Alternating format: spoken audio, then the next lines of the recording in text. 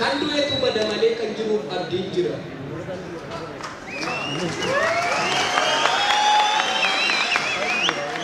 Walgeettii warra lafee walargaa obbolaaf qomoo arri guyyaa wallooti walloo mallattoo Oromoo.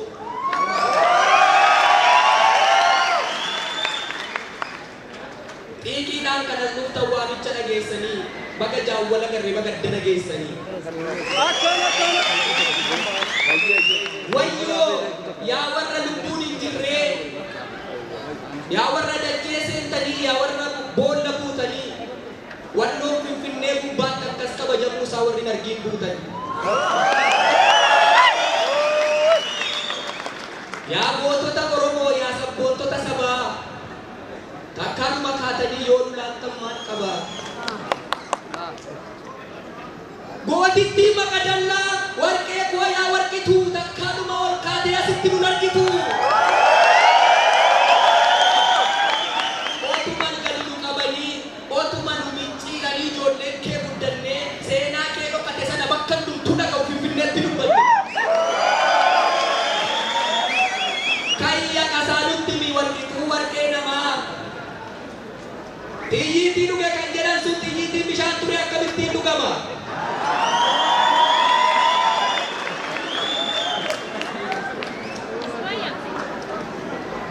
Walloo koo biyya seenaa walloo koo biyya gootaa si lolan malee loltu gaafa lolte moomoota.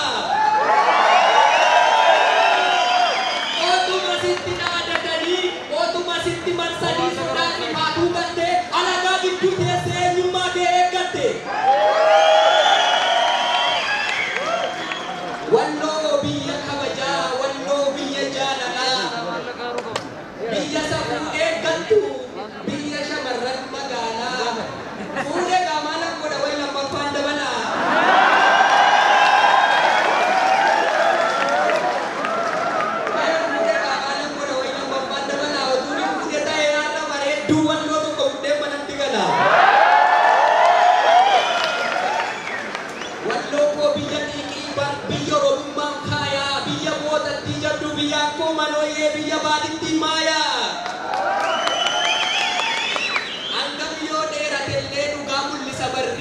Baadittii maayaa keenya yoo gudit jedhanii maqaa jijjiiran jarri. Gudit jechuun sadii gullit oduu jedhanii seenaa dhugaa jijjiiru. Kan akka isheetti gadi qabee sirnaan isaan bulcheeyyuu biyya sana keessa jiru.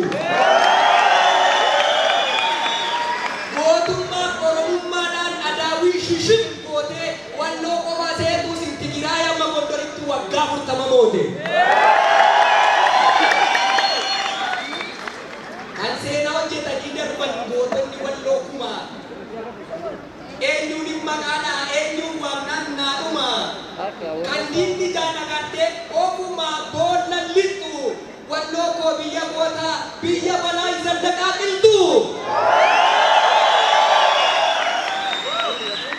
Balaa ilma walloo ormiyyuu keenya se'ee waggoota meeqatamaan ittiin geerara bahe.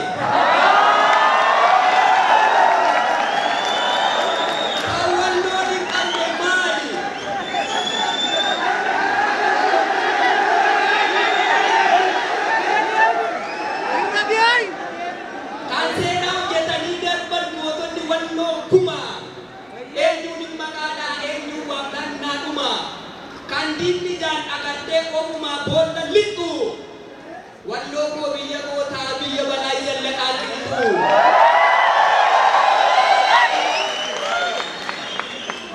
Balaa ilma walloo ormiyyuu keenya se'ee waggoota meeqatamaan ittiin geerara bahe. Wanti walloo hin qabne jira yoo jiraate maali ree biyya Muhammedanii biyya Tolaaqaan ture.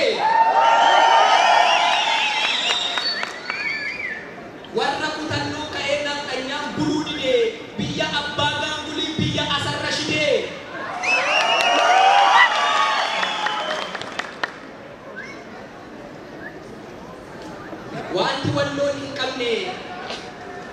Wanti walloon hin qabne maali ree gaafa dukkanaa'eeyyuu walloon hin qabne hin kunne abdii ayyuus yoo barbaadan immoo abbaa jabanoo qabdii.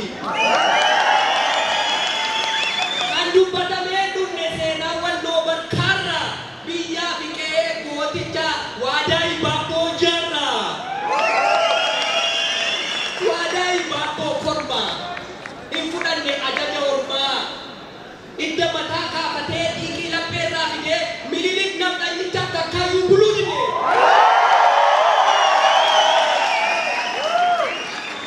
Fuulduraan qoomaa dadhabnaan duubaan itti malanii goota keenya waadaayin Xoxootti qalanii. Walloo koo biyya kabajaa kan eelee qoteef kabala kan ceefii bobbaaseef balala kan lubbuu dhabeef gumaa kan lubbuu argateef gumaata kan dhibameef qoricha kan rakkateef gurmaata. Gaasoo jaalalaan qotee rakkoo walii buqqisee kan firan qabneef luka ta'ee kanaan dhabe guddisee waraana wajjin lolee waantaa waliin gombisee gaafa cooma muratu ollaasaa cooma muree saba ammina beekne saba arjoomaa ture.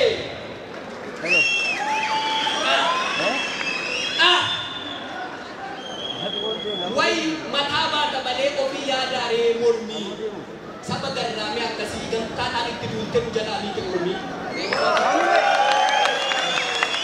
Yaa Oromoo! Yaa Oromoo! Dubbiin tokkummaa keenyaa dubbii taajjabaataati. Wannoo wajjin dhaabachuun dirqama namummaati.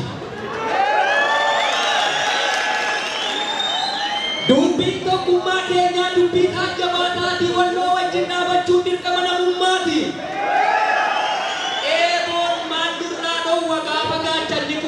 Wanti kana walloo dhufe ija keenyatti dhufe. Lutoo warra seenaatii seenaa nama gaafannaa. Dammaqaa qeerroo qarreen walloo bira dhaabannaa. Furmaata nurka jiru maaliif fagoo joorsinaa? Dawaan qoricha taanee madaa walloo qoorsinaa. Galatooma.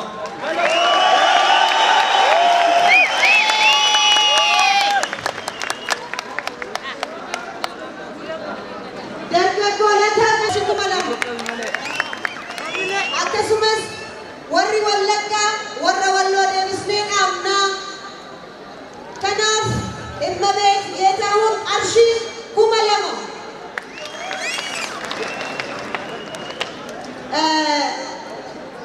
Adda bilisummaa Oromoo irraa obbo Mikaa'el Booranaa Hayyu Duree Jaal Daawud Ibsaa bakka buuti warri sabaaf sablammoota Agaw Qimaant warri Tigraay as jiru hundinuu hojii isaanii ni dhiyeessu. Murtii qaamsa tokko dabarsuu fi torbee irraa hagayyeeshan galma giddugala aadaa Oromoo tiyaatirri dungoo bilisummaa ni mul'ata akka raanaaf qaamsa dabarsu. Tiyaatirri dungoo bilisummaadhaa biyya ilmaan kabajamtoota ilmaan Arsii ilmaan maangoo Arsii fi sikkoo Arsii.